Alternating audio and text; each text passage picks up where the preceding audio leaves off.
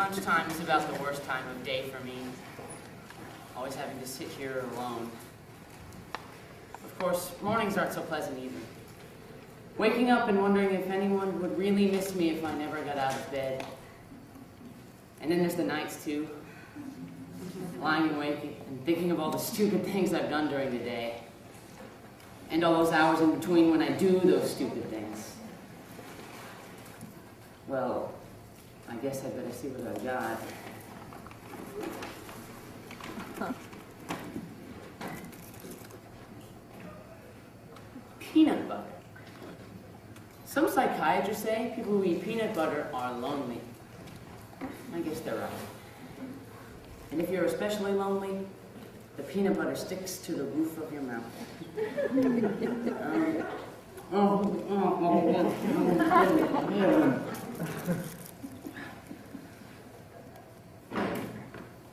There's that cute little red-headed girl eating her lunch over there. I wonder what she'd do if I went and asked if I could sit next to her. She'd probably laugh right in my face. It's hard on a face when it gets laughed in. But still, there's no reason why I couldn't go over there. There's a spot next to her on the bench.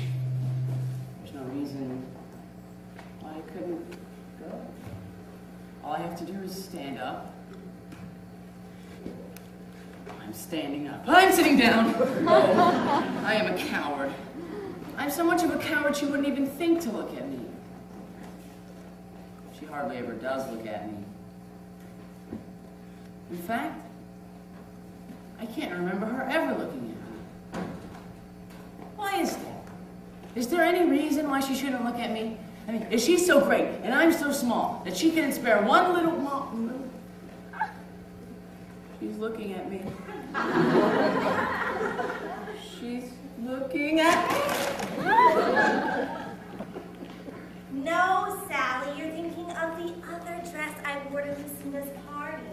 The one I'm talking about had the design embroidered around the waist. I don't remember. Something like this. Ah! It had puffy sleeves like this, and the skirt went out like this, and it had a sash like this. Oh yeah, I remember. Yes, that was the dress I was wearing when I met Frieda, and she told me she saw one over there. Lunchtime is the worst time of day for me. If that little red-headed girl is looking at me with this stupid bag on my head, she's gonna think I'm the biggest fool alive.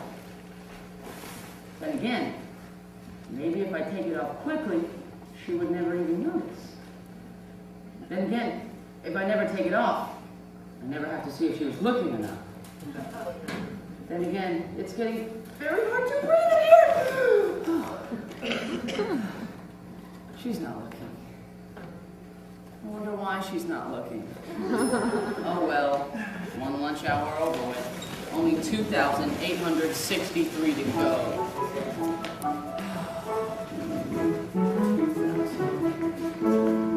All I need is one more try.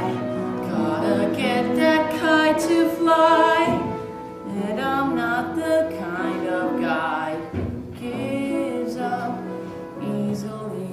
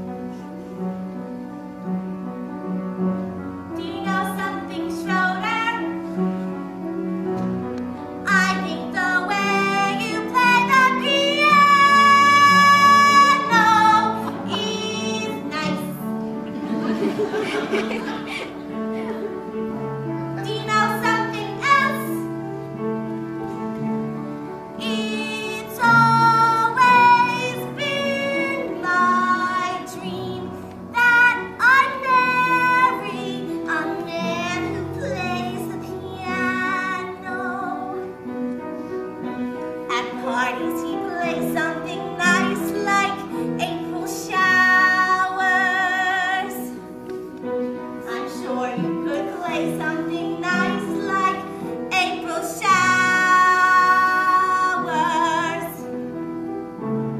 or even Frere Jacques. Beethoven's nice too.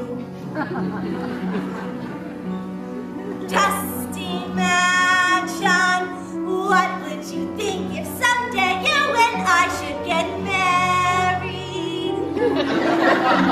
Wouldn't you like that if someday we two could get married?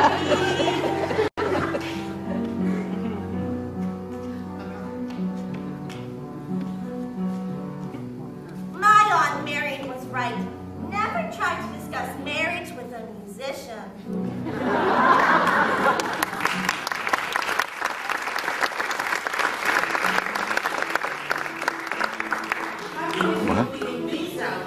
But I think a man can really come closer to it by directing the forces of his life towards a single thing that he believes in. And I think that a man's personal search for happiness isn't really a selfish thing either, because by finding happiness himself, he can then help others to find it. Does that make sense to you?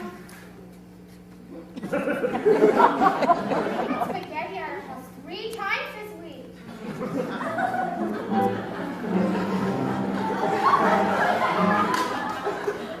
You know, a princess sort of thing.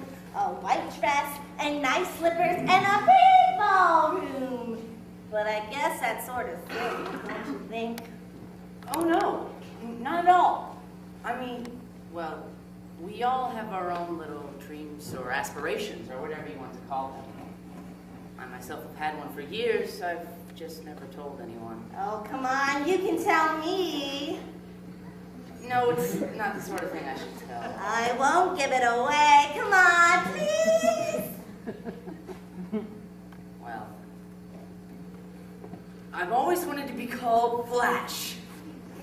I hate the name Charlie. I'd like to be real athletic so people got to call me Flash. I'd like to be so good at everything that all around school people would call me Flash. And listen to this.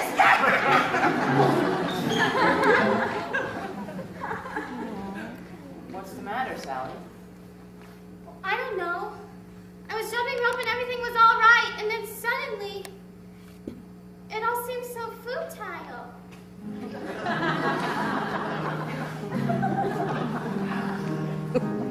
Beethoven used to be fond of taking long walks in the country.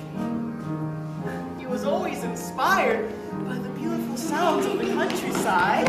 You blockhead, come back here with the